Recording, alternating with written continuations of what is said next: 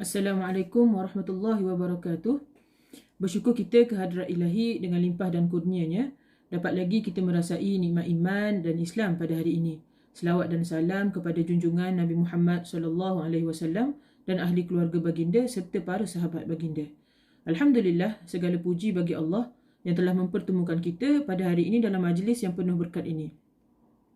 Pertamanya, terima kasih diucapkan kepada pihak penganjur yang telah menjemput saya untuk menyampaikan sebuah pidato bersempena Minggu Kesenian Islam yang telah dianjurkan oleh Kelab Nadi Hufaz Uniza.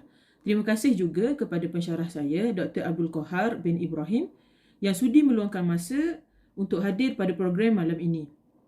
Para hadirin yang saya hormati sekalian, tajuk pidato yang saya akan sampaikan pada malam ini adalah yang bertajuk Rahmat Allah itu Luas, yang akan membincangkan tentang kesejahteraan agama Islam bagi seluruh alam semesta, termasuklah haiwan, tumbuh-tumbuhan dan tidak dilupakan kita sebagai manusia ini. Hadirin yang dirahmati Allah sekalian, sebelum kita membahas lebih jauh tentang rahmat Allah itu luas, perlu kita ketahui apa itu definisi rahmat, apa itu definisi luas. Menurut Kamus Dewan edisi ketiga pada halaman 1087, rahmat ini membawa maksud kasih sayang, manakala luas pula pada halaman 807 yang bermaksud lapang dan tidak terbatas. Firman Allah Ta'ala, A'udzubillahi minasyaitanirrajim, wa ma arsalnaka illa rahmatan lil alamin. Sadaqallahul azim. Yang bermaksud, dan tiadalah kami mengutuskan engkau, wahai Muhammad, melainkan untuk menjadi rahmat bagi sekalian alam. Di dalam ayat di atas, Allah Subhanahu wa Ta'ala telah menerangkan bahawa Nabi Muhammad SAW telah diutuskan semata-mata untuk menjadi rahmat kepada seluruh alam. Dan semestinya baginda tidak diutuskan untuk menyerang atau menzalimi manusia, baik orang Islam ataupun bukan. Ini membuktikan bahawa rahmat dan kasih sayang Allah ni bukan kepada orang Islam semata-mata, malah termasuk juga orang bukan Islam. Para hadirin yang dimuliakan, Islam ini adalah agama yang sangat mementingkan kasih sayang. Di antara bukti yang mampu kita lihat pada hari ini melambangkan rahmat Allah dalam Islam ialah Allah Ta'ala telah menurunkan Al-Quran kepada umat Nabi Muhammad SAW, tanda kasih sayangnya kepada kita. Firman Allah Ta'ala yang bermaksud, dan kami turunkan Al-Quran, suatu yang menjadi penawar dan rahmat bagi orang-orang yang beriman, dan Al-Quran itu tidak menambah kepada orang-orang yang zalim selain kerugian. Al-Quran telah diturunkan kepada kita menjadi sebagai petunjuk ke arah kebaikan dan menjauhkan kita kepada keburukan.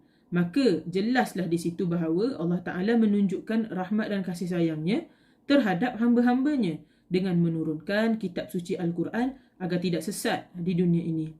Hadirin yang dirahmati, kasih sayang Allah tidak terhenti di situ sahaja. Malah masih banyak lagi bukti-bukti yang menunjukkan bahawa rahmat Allah itu luas. Sebagai contoh, rahmat dan kasih sayang ibu bapa terhadap seorang anak, dan sebaliknya. Kita dapat lihat pada hari ini bahawa ramai anak-anak yang membalas jasa ibu bapa mereka dengan membuat kejutan dan sebagainya. Itu salah satu rahmat yang Allah telah letakkan dalam hati manusia supaya mengekalkan sifat berkasih sayang. Rahmat kasih sayang ini bukanlah tertakluk kepada manusia sahaja, bahkan ia juga Allah letakkan kepada haiwan yang tidak mempunyai akal. Sebagai contoh, sabda Nabi yang bermaksud, dari yang satu bahagian inilah seluruh makhluk berkasih sayang sesamanya, sehingga seekor kuda mengangkat kakinya kerana takut anaknya terpijak olehnya. Riwayat Bukhari. Hadirin sekalian, hadis ini telah menceritakan bahawa seekor kuda yang risau dan kasih terhadap anaknya sehingga mengangkat kakinya agar anak kuda itu tidak mati dan terpijak. Ini menunjukkan bahawa haiwan juga tidak terlepas daripada menerima rahmat Allah Ta'ala. Jika difikir logik, mana mungkin haiwan dapat memikirkan kerisauan tentang anaknya? Tetapi itulah rahmat Allah. Tiada siapa yang mampu melawan kuasa Allah. Selain itu, kasih sayang seorang anak terhadap ibu bapa juga salah satu rahmat daripada Allah. Dan ini tidak tertakluk kepada orang Islam saja. Bahkan sifat kasih sayang seorang anak terhadap ibu bapa ni termasuklah dalam kalangan orang yang bukan Islam. Ini menunjukkan bahawa Islam dok membandingkan sifat-sifat kasih sayang ni seorang anak terhadap orang tua walaupun berbeza agama, sehingga kan Allah Ta'ala mensyariatkan dan memerintahkan supaya manusia menghormati orang tua mereka melalui firman-Nya yang berbunyi, A'udzubillahi minasyaitonirrajim. Wa qada rabbuka alla ta'budu illa iyyah wa bil walidaini ihsanan imma yablughanna indaka al-kibara ahaduhuma aw kilahuma fala takun lahuma uffin wa la tanharhuma wa qul lahuma qawlan karima. Shadaqallahul azim. Yang bermaksud, dan Tuhanmu telah memerintahkan supaya kamu jangan menyembah selainnya, dan hendaklah kamu berbuat baik kepada ibu bapamu dengan sebaik-baiknya. Jika salah seorang di antara kedua-duanya sampai umur lanjut dalam pemeliharaanmu, maka sesekali janganlah kamu mengatakan kepadanya, dan janganlah kamu membentak mereka dan ucapkanlah mereka perkataan yang mulia.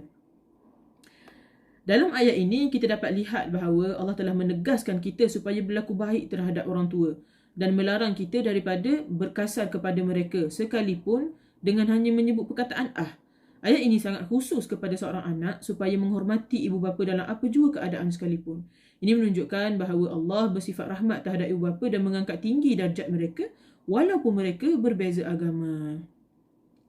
Hadirin yang disayangi, berdasarkan perbahasan di atas tadi, dapatlah kita simpulkan bahawa Allah itu maha baik dan agama Islam ini adalah agama yang indah kerana ia membawa rahmat kepada seluruh alam. Kita sepatutnya perlu memanjatkan rasa syukur kepada Allah Ta'ala kerana telah mengutuskan Nabi kita Muhammad SAW untuk menyampaikan agama Islam sehingga sampai ke kita pada hari ini. Jika bukan kerana pengorbanan baginda, agama Islam dan rahmat Allah ini tidak akan sampai kepada kita. Allah juga telah menurunkan kita sebuah kitab suci yang dinamakan Al-Quran supaya menjadi petunjuk untuk